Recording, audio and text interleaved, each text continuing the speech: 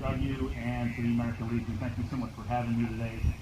Just a distinct honor to be here, Joe, and I are just so thankful to be part of this ceremony this morning.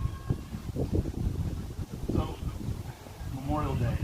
We look around, we see in this tremendous setting almost an exact replica of small town America. You hear the kids playing in the background.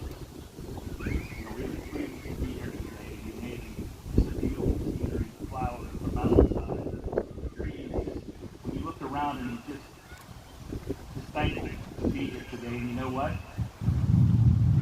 Everybody in every other country that thinks of America, this is how they think of it. This is how they picture America. So as a citizen of this great nation, or as a veteran, or even a current service member, what should we think about today's remembrance? Originally known as Decoration Day, it originated in the years following the Civil War and became an official federal holiday in 1971. And it is my distinct honor this morning to walk with you on this little journey in what Memorial Day means to me today. President George W. Bush once reminded us, each of the patriots whom we remember on this day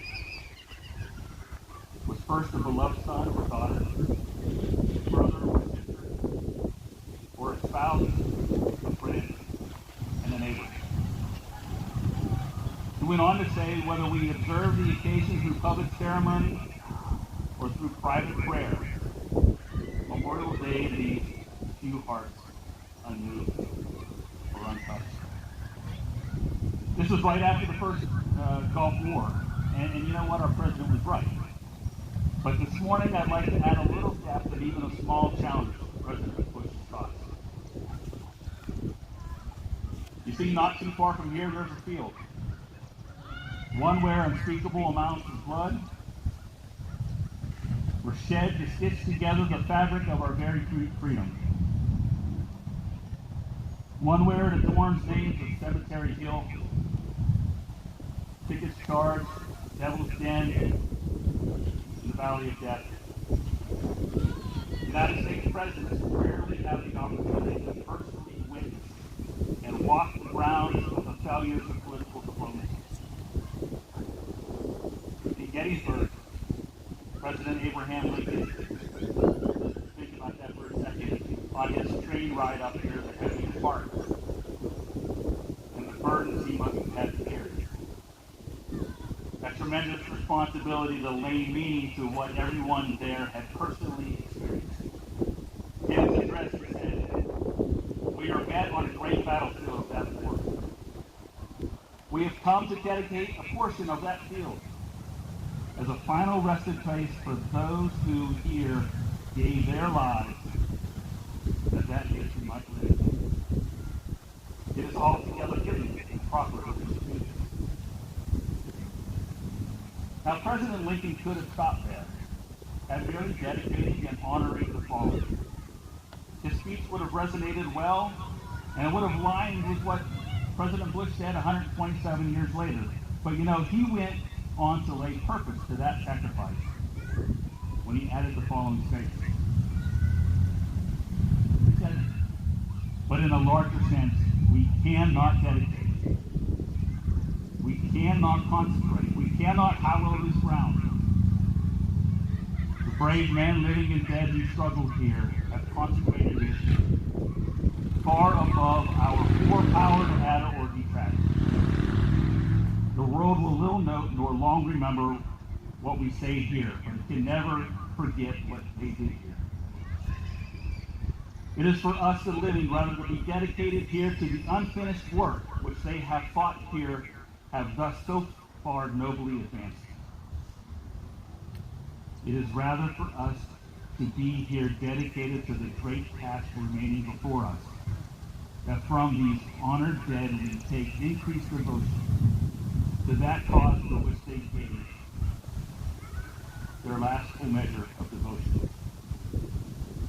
That we here highly resolve that these dead shall not have died in vain, that this nation under God shall have a new birth of freedom, and that the government of the people, by the people, for the people, shall not perish from this earth. From the Civil War, we marched into World War I, World War II, Korea, Vietnam, Beirut, the Middle East, and numerous other conflicts.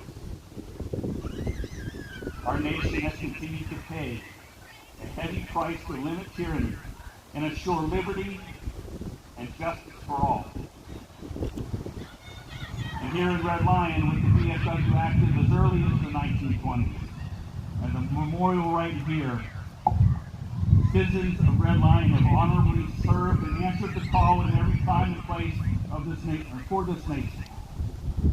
But President Wilson reminded us that Americans have paid the final price for something greater than even our nation. In his last address before his death, he spoke of attending a memorial in France. And in that address he says, "And lying before me upon the levels of the plain was the rank upon rank of departed American soldiers." Right by the side of the stand where I spoke, there was a group of French women who had adopted these boys. They were mothers to these boys, putting flowers every day upon these graves, taking them to their own sons, their own beloved, because they had died to save France. France was free, and the world was free, because America had come. Let us pause to remember what our fallen heroes sacrificed for. In order to form a more perfect union, establish justice, ensure domestic tranquility, provide for the common defense, promote the general welfare, and secure the blessings of liberty to ourselves and our posterity. In closing, I'd like to offer some thoughts on this. You see, we're in a great power competition. I am right now. And so his remarks during our last great power competition, I thought resonated. He said, "You and I have a rendezvous with destiny. We will preserve for our children this, the last best hope of man on earth. Or we will sentence them to take the first step into 1,000 years of darkness. If we fail, at least let our children and our children's children say of us that we justified our brief moment here. We did all that could be done."